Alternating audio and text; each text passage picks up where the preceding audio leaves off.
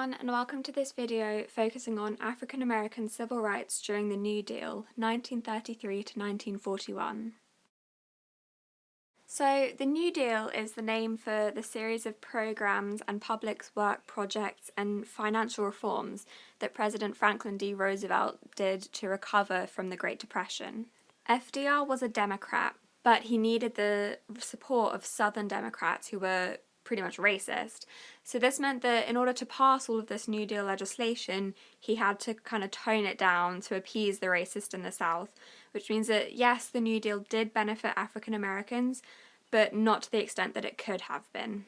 Although it's arguable that African Americans were still better off than they would have been had the New Deal not happened, because America was experiencing the Great Depression and things were pretty bad anyway, so the New Deal did make it better, but just not to the extent that it could have if FDR had just gone all the way with it. So it wasn't perfect, but it was still a good thing.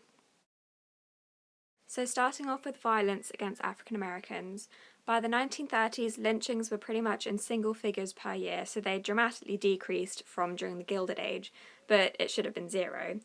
FDR also refused to make lynching a federal crime, which would have been really helpful because to this day it still isn't a federal crime.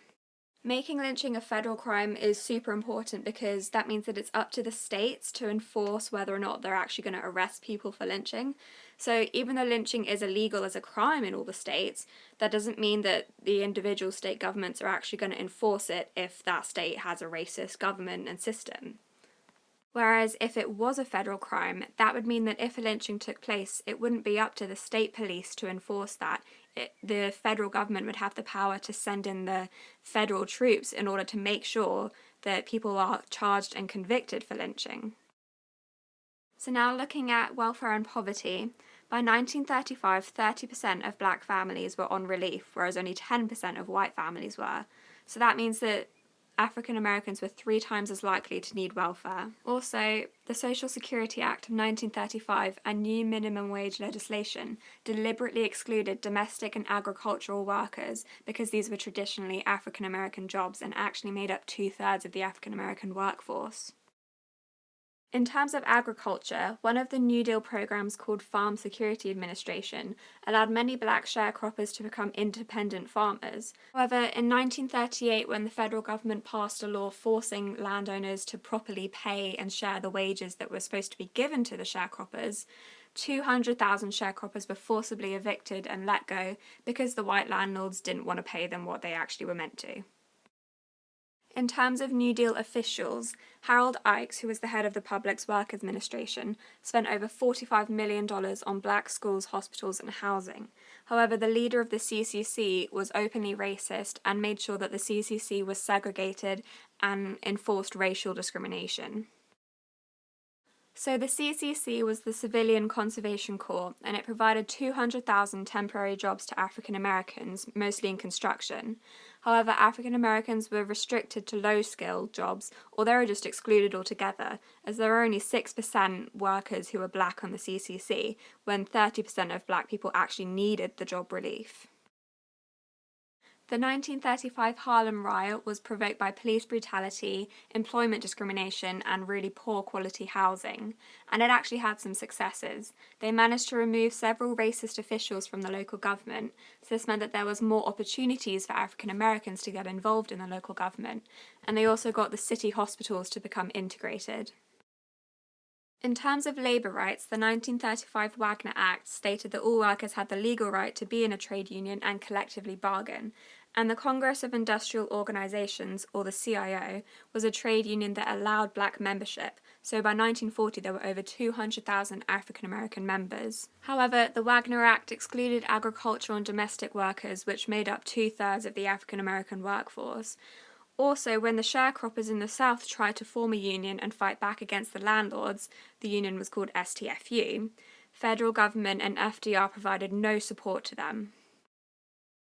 In terms of housing, the Federal Housing Authority built 500,000 new homes. However, the majority of African Americans continue to live in substandard accommodation with really high rent prices. Also, African Americans were prevented from moving to traditionally white neighborhoods as many banks refused to give them mortgages.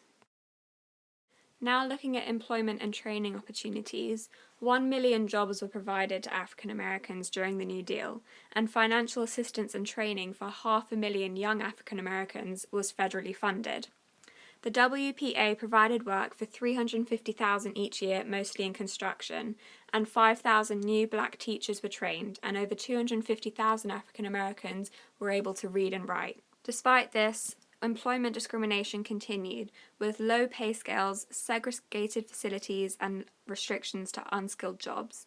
Also, many African Americans were seen as the last to be hired, the first to be fired, so they lacked job security. Now just some other improvements during the New Deal.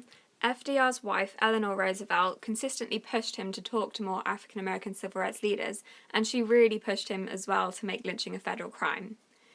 FDR appointed several African Americans to his government, and he also made a black cabinet of African American advisors for his policy making. Black entertainment and culture was encouraged by federally funding black composers and artists and making sure that they had a platform.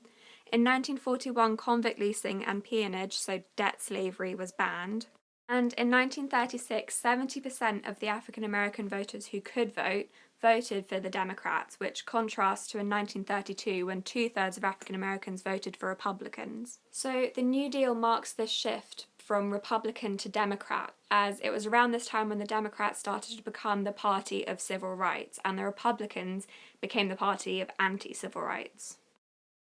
Other limitations of the New Deal include the NAACP having limited successes. There was a lack of a charismatic leader after Marcus Garvey. There was little sympathy from the federal government in terms of civil rights. Educational inequalities and a lack of funding for black schools continued. Disenfranchisement in the South meant that African Americans in the South were not allowed to vote. There was still a general climate of fear and intimidation despite the fact that lynchings had declined. There was also de facto residential segregation in the North, so this meant that even though it wasn't officially stated, there were white towns and black towns. African Americans continued to face discrimination in employment and disproportionate poverty, and the general white public opinion wasn't really pushing to change anything. They wanted to maintain this white supremacist society.